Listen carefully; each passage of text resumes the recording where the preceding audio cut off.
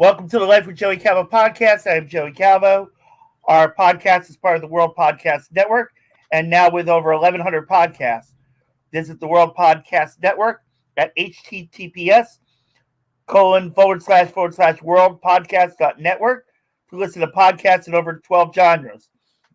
Come vote our podcast episodes up and help us rise on the leaderboard. If you have a podcast of your own, you can join for free. Today, I sit down with author Aaron Ryan, who has the quadrilogy called Dissonance and 14 other books, and loves talking about being an author. And Dissonance is being worked on, coming to movie screens everywhere soon. Aaron, thank you so much for coming on the podcast. Yeah, thanks for having me. I appreciate it. Okay, so how did Aaron Ryan become the Aaron Ryan that I just mentioned? Oh my goodness. Well, Cheerios in the morning always helps. Let's have a good positive outlook, and coffee, always coffee. Yeah, I've just evolved, I think. And that's one of the things that I'm actually doing right now in the thick of evolving, because I've been a voiceover artist for many years. AI has really done a number on the voiceover industry, as many voiceover artists will acknowledge. And I have published plenty of books, both before and during my voiceover career. I thought this is actually the perfect time for me to segue, build the bridge, jump back into writing again. And I just came up with a story that I thought was just going to be a one-off book last fall, turned into a massive epic series that now is being, but potentially, I should say, knock on wood, it's being adapted to screen and being pitched, but it's not actually, coming yet. I'm just going to go ahead and claim that it is, though, and you'll see it in the theaters here soon. But that's kind of the slow evolution story, yeah. Short evolution. Okay, so you mentioned you also had written 14 other books, and that you love talking about being an author, and that you're enthusiast. You're enthusiast when it comes to being on screen. Yeah, well, I think one of the greatest bits of advice I ever received, I can't remember her name. I wish that I could. It's another author. She posted a YouTube video. She said one of the worst things that you can do in marketing is be a marketer. And one of the greatest things that you can do is just be an enthusiast. So someone who is enthusiastic about what they've done, produced, been part of, whatever, that enthusiasm is contagious. People receive that enthusiasm. People love to buy. They hate to be sold. So if you're trying to market to someone, they're going, stop, get off me. But if you're just simply being enthusiastic, they appreciate that. So I've just tried to be enthusiastic about, the whole process. I've written several books. Unfortunately, we're not on Anchor. Okay. Sorry about that, Aaron. There we go. I had that great T-Mobile 5G home internet. And the live sucks. So if we get cut out, that's why. So just please repeat what you had started to say. Oh, boy. You looked a little frozen. I wasn't sure if I should continue, but I'm glad you're still there. Yeah, well, one of the best bits of advice I ever received was through another author. She posted a YouTube video. I wish I could remember her name, but she said, don't be a marketer, be an enthusiast. Enthusiasm is contagious. So people love to buy, they hate to be sold. You don't want to, people, stop marketing to me. But if you're enthusiastic about something that you've done, produced, participated in, what have you, that enthusiasm is gonna translate. It's gonna spread, and people appreciate that enthusiasm. I've been very enthusiastic about everything I've done, including writing. While I was a voiceover artist, and I still am, very enthusiastic about writing books about voiceovers. So it's just letting that enthusiasm translate and spread, and people jump on that bandwagon, usually, hopefully. Okay. You mentioned voiceover a couple times. What type of, in reference to the voiceovers, how could people recognize that it's you, that you did? Yeah. Well, that's hard because, all you see is this. You won't actually see my face. Voiceovers, right now I'm the voice of United Healthcare. I was awarded that contract in June or July of last year. And if any of the commercials about open enrollment or the member ID card, that's moi. That's the studio right back there.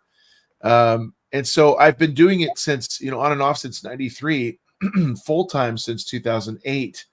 My roots go back a ways, but it's been a wonderful career. It's just that it's being eroded by AI, lowballers, underbidding colleagues, the SAG-AFTRA AI at a race by T-Mobile, and a race by T-Mobile 5G. And a race by T-Mobile 5G. Yeah. Well, technology has always been the enabler and the bane of creatives. So, yeah, it's been a wonderful career, but my heart and my passion are in authoring, and they have been for a long while. This is my calling. Okay. Well, we have at least 3 questions for you. These come from the podcast's number one fan, number one supporter, who is also the number one. She's an actual superheroine, believe it or not, who goes by the name of American Fox. No secret identity. And her first question for you of the 3 is this: what prompted you to write? Yeah. Well, if you're going way back, I was actually issued an assignment in 2nd grade in 1981. That shows you how old I am. To write a creative story as a 2nd grader. And so I wrote a book called The Electric Boy. I don't have very clear memories. Memory gets a little murky and ambiguous over time. But I loved writing that story when I was a kid. I loved writing something that was brand new, that someone hadn't written before. And there's that. So jumping forward, 40 years, my goal was to write something. I just wanted to create a whole new world, even if it's familiar, create a whole world with my own characters, with my own plot and premise and subplot and, protagonists, antagonists, and just see where it went. I'm very much called to create. And so I wanted to just create something good. That's what prompted me. Okay. Second question from our number one superheroine is this: do you have influences from others in your work? Well, this isn't the One Ring. I can put it on my, see, I'm still here. There we go. Yeah. Still here. Yeah. Huge fan of Lord of the Rings, though. J.R.R. Tolkien is the quintessential fiction writer in my mind, and very much inspired by the Lord of the Rings, The Hobbit, the works that he made. I love the movies, Lord of the Rings movies, but I'm more inspired, I think, visually. And right before I started my dystopian post-apocalyptic, that's such a hard word, even as a voiceover artist, post-apocalyptic series, we had just watched I Am Legend. And I Am Legend is, the Will Smith movie. Everyone's been killed off by rabies almost, except for him and a few others. And the world is overgrown. And I wanted a world like that. Mm-hmm. So, I was influenced by that. I'm influenced by the movie Aliens. I love Marie Lu's Legend series. I love the Hunger Games, Suzanne Collins book series. I'm definitely influenced by a lot of fictional writers. James S.A. Corey, geez, the list goes on and on. So lots of creatives have inspired me. Okay. And the main question that our superheroine American Fox has for you, and this is a really good one, and this may amaze you. Do you have interest in the superhero genre?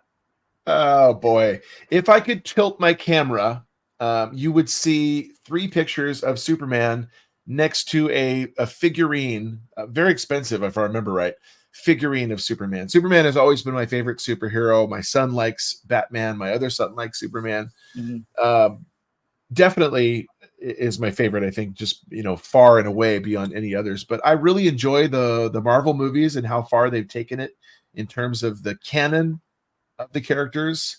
I heard recently Robert Downey Jr. is going to be appearing as Dr. Doom in Marvel. I was just about to mention that. I was just about to talk about. Yeah, it bring him back. Yeah, it shocked me.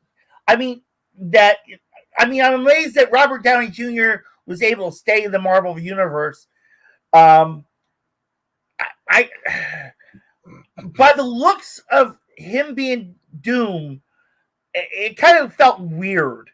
I mean, you know, when you saw it in the cartoons, and yes, that tells that I am a little bit older than you are, in reference to that. With the I watch cartoons. yeah. In reference to the Fantastic Four, I mean, he looked like a little bit bigger, you know, like a Lou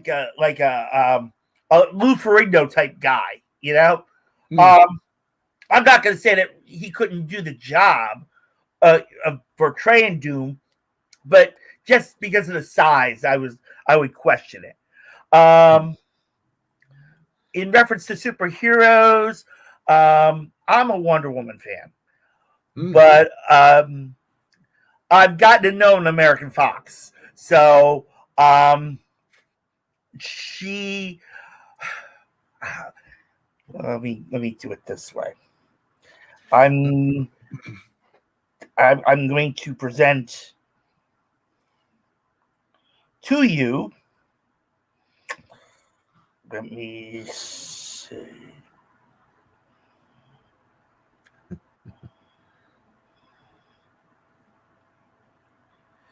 Okay, it's not on here.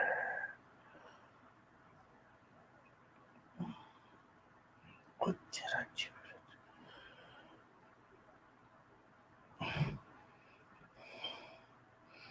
Just bear with me one moment. Sure.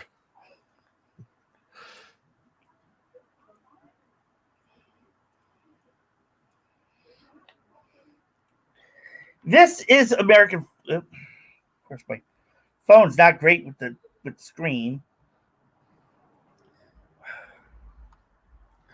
That is American. Oop.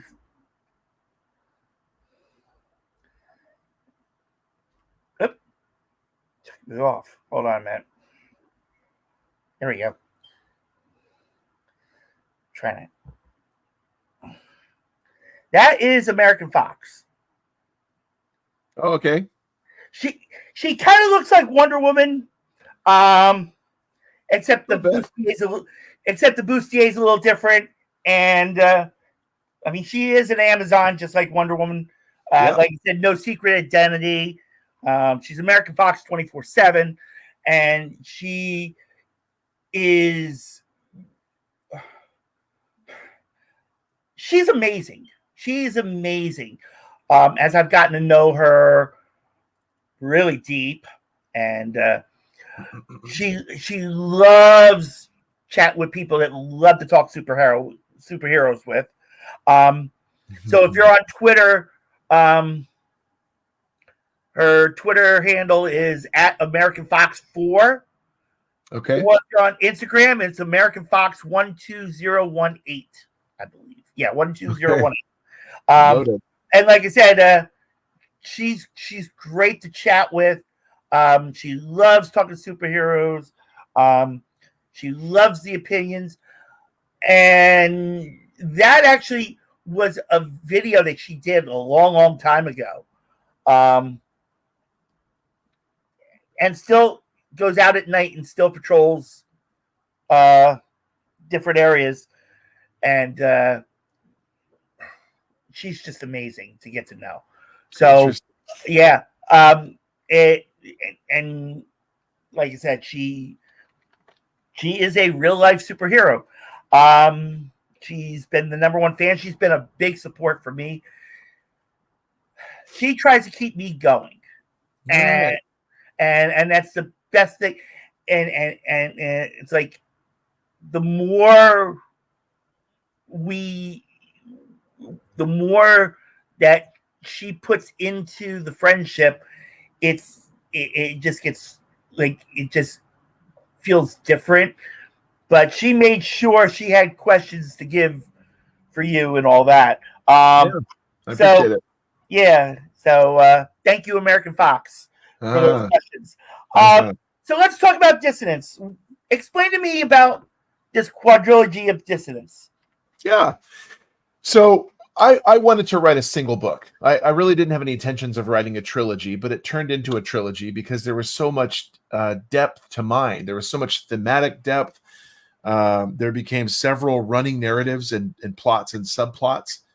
And then when I was finished with the trilogy, I actually thought I was done, probably foolishly so, but realized there was extra history to plumb and explore, and went back and wrote a prequel. And the prequel ended up becoming my favorite of all four of them. But originally writing a trilogy, it was essentially set in 2042, 16 years after an alien invasion has wiped out 85% of humanity, and the survivors are all living in underground bunkers called blockades. We see the future, the not too distant future. So nothing has changed really. The alien invasion happened in 2026, wiped out 85% of us. There's no forward momentum. There's no innovation. We're being, eking out an existence in the shadows.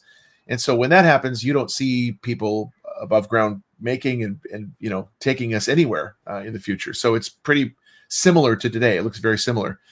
And so we see life through the eyes of the protagonist, a U.S. Army Sergeant, 23-year-old Cameron Shipley. He starts to discover there's more going on than he knows about, that he's being told about. There's some new developments that kind of augment the cynicism in him and rock his world, essentially. And so that spins off into this journey of him going from cynicism to trust, from snarky to mature. It has to end well. So in volume 3, you see a great, climactic battle that eventually sees the aliens kicked off the planet. Spoiler, I know, but we're humans. We have to win and have a good, happy ending.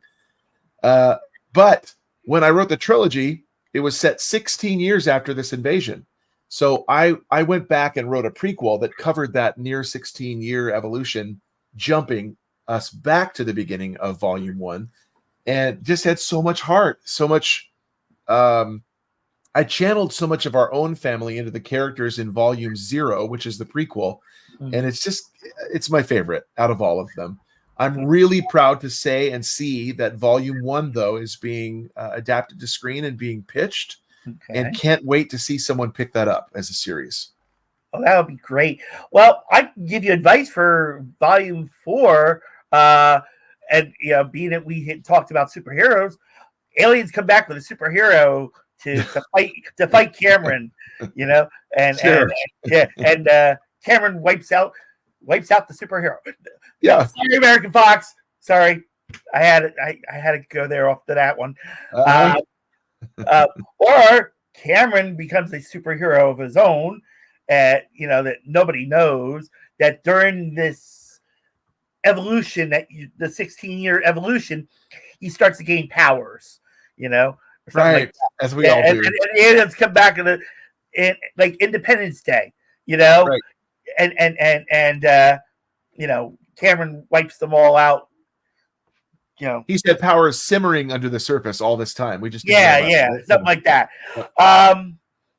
So okay, I had to go there with that one. I mean, hey, it would be great. It would be a nice volume for you. And and on top of that, I mean, it does bring the superhero genre into it. So you're creating a new superhero out of this alien invasion trilogy that you had, or quadrilogy, Dissonance. And